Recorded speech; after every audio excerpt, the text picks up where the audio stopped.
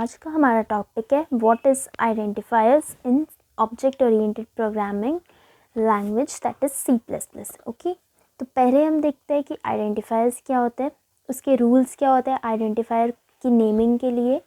फिर हम देखेंगे इस वीडियो में आगे चल के ऑपरेटर्स के बारे में और कितने टाइप्स के ऑपरेटर्स हैं वो देखेंगे और उनका बेसिक एग्जांपल्स देखेंगे जिससे आप क्लियर कर सकते हैं अपने कॉन्सेप्ट को। ओके, तो चलिए लेट्स गेट स्टार्टेड। सबसे पहले हम देखते हैं कि व्हाट इज़ आइडेंटिफायर्स। आइडेंटिफायर्स नाम से ही आपको लग रहा है कि जो किसी भी चीज़ को आइडेंटिफाई करने में हेल्प करती है उसे हम आइडेंटिफायर्स कहते हैं। ठीक है, ये देखिए डेफिनेशन, चलिए हम पढ़ते हैं। It refers to the names of variables, functions, arrays, classes etcetera.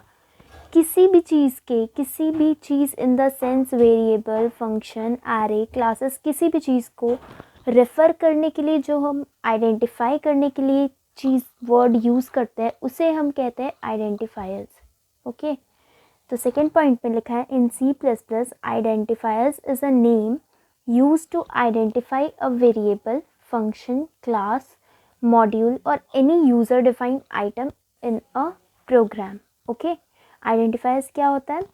Identifiers वो नाम है जो आइडेंटिफाई करने में हेल्प करता है वेरिएबल को, फंक्शन को, क्लास को, मॉड्यूल को या फिर कुछ भी यूज़र डिफाइंड आइटम को। ठीक है, तो यहाँ पे हमें एक आइडिया मिल गया कि आइडेंटिफायर्स क्या होता है। आइडेंटिफायर्स वो चीज़ है जो हमें हेल्प कर दी है आइडेंटिफाई करने में कुछ भी चीज़, जैसे वो वेरिएबल का नाम भी हो सकता है, क्लास का नाम हो सकता है, फंक्शन का नाम हो सकता है या कुछ भी आइटम हो सकता है जो कि यूज़र ने डिफ़ाइन किया प्रोग्राम में। प्री डिफ़ाइन नहीं है, जो यूज़र अपनी नीड के अकॉर्डिंग डिफ़ाइन कर रहा है। ओके, तो चलिए अब हम देखते हैं कि रूल्स क्या होते हैं आइडेंटिफायर के नेमिंग के लिए। तो the first point is an identifier must start with letters. ठीक है, आइडेंटिफायर्स हमेशा लेटर से ही स्टार्ट होता है, that is capital A to capital Z और small a to small z or an underscore followed by 0 or more letters, underscores and digit and so on. Okay, तो यहाँ पे पहले पॉइंट में हमें क्या बता रहा है? पहले पॉइंट में हमने ये पढ़ा कि आइडेंटिफायर्स हमेशा स्टार्ट होते हैं कोई भी लेटर से या फिर अंडरस्कोर से।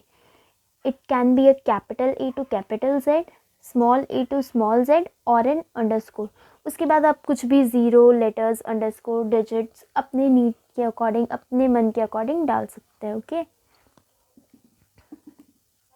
बट हाँ, स्टार्टिंग बस इसकी लेटर्स, डिजिट या फिर अंडरस्कोर से होनी चाहिए। सेकेंड पॉइंट देखते हैं हम। सेकेंड पॉइंट में लिखा है in C++, punctuation characters are not allowed within identifiers names such as @ $, and ampersand। ठीक है, कोई भी, जैसे अगर यहाँ पे मैं लिख रही हूँ num,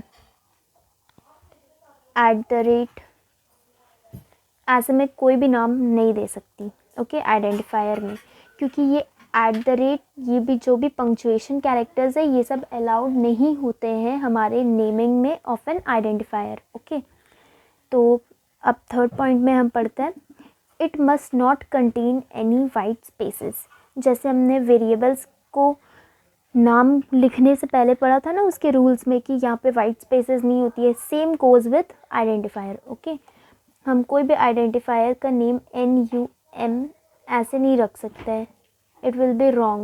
Okay, if you want to write any name such as these, please use an underscore between the letters.